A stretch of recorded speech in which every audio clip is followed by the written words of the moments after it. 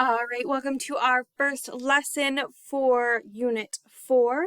Unit 4 is focusing on plant reproduction. So in our first lesson, we're going to talk about reproductive structure. So the learning goal is that you will be able to identify and describe the functions of reproductive structures, specifically in plants.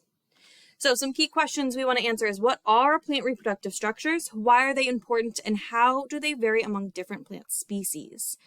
So first, let's talk about the importance of reproduction. So reproduction is essential for the survival and propagation of plant species. It plays a critical role in maintaining biodiversity and ecological balance. Plants can't survive if they can't reproduce. So plants need to be able to reproduce, increase the population, have a stable population, so we can have biodiversity, so we can have photosynthesis, so that we can all live in this world that we call home. So before we talk about plant reproductive structures, we need to compare two different kinds of plants. Now, we're going to have an entire unit where we are talking about plant taxonomy and the different kinds of plants.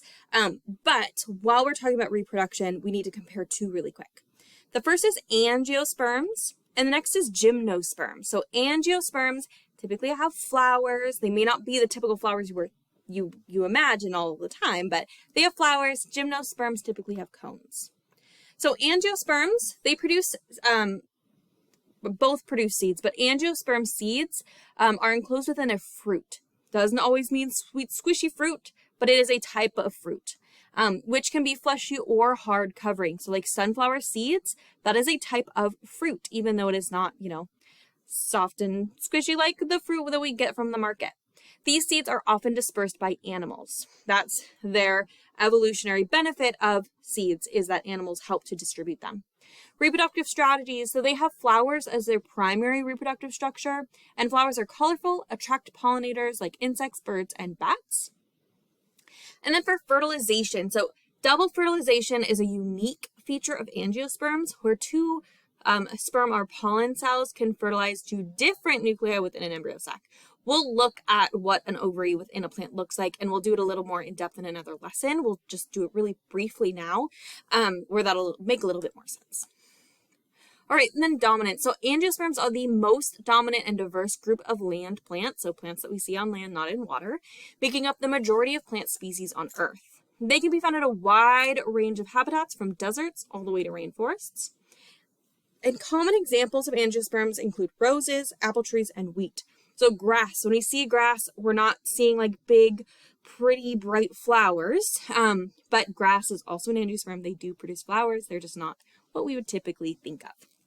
All right, so for gymnosperms produce seeds that are not enclosed within a fruit. These seeds are exposed on the surface of cone scales. And for reproductive structures, they typically have cones like this. Those cones can be either male pollen cones or female seed cones. These are going to be seed cones. These look very, very much like little fruit, but these are actually like junipers, and they are producing a special type of cone. Gymnosperms typically rely on wind for pollination, and the sperm cells fertilize the egg cell directly. So angiosperms came after gymnosperms. So angiosperms have co-evolved with animals to require them for fertilization a lot of the time. Gymnosperms just need wind most of the time. For dominance, they are less diverse and far less dominant than angiosperms, and they were more dominant during the Mesozoic era. And for habitat, they're often found in colder or mountainous regions and are well suited to withstand harsh environmental conditions. So a lot of the pine trees that we see, fir trees, things with the needles, they are going to be, they're conifers, which means they are gymnosperms.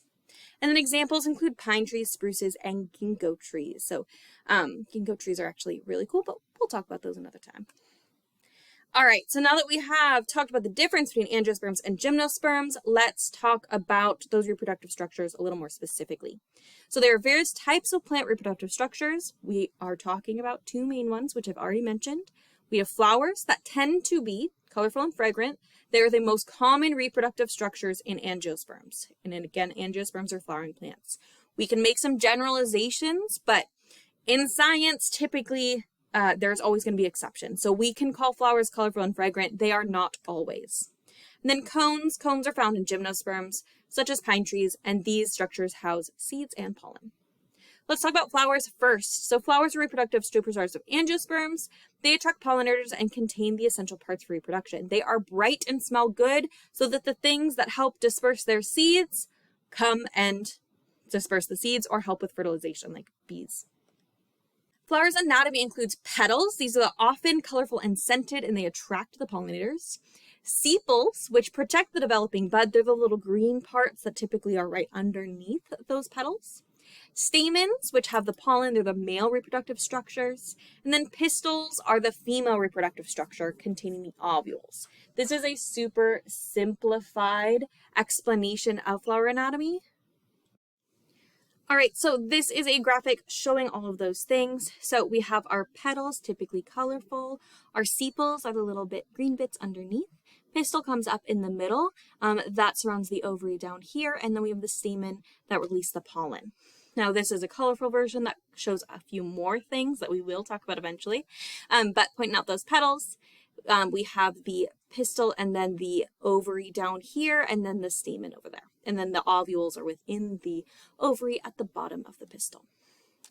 All right, so cones are a little bit different. Cones, again, are found in gymnosperms like pine trees, and they are quite different in structure from flowers, but serve the same purpose. How this can ever be compared to a flower just, is a little crazy, but they serve the same purpose. So a cone's anatomy includes cone scales. So cones have protective scales that cover and shelter their seeds and pollen. These scales can vary in size, shape, and texture. Pollen cones are where gymnosperms produce tiny pollen grains. Wind carries this pollen from those male cones to the female cones. And then seeds, female cones contain ovules that develop into seeds after they've been fertilized. And those seeds then turn into the next generation of plants. So this is what it looks like. Unfertilized and fertilized. We have the seeds right here and our cone scales holding it up. This is a female cone, and then these are the male cones where the pollen is released. There are other plants like ferns and mosses that reproduce in a slightly different way. So they release a spore from the bottom of their leaves that turns into a gametophyte, which then grows into a full plant. And these are those little spores underneath. All right, that's the end of this lesson. Let me know if you have any questions, and I will see you in the next one.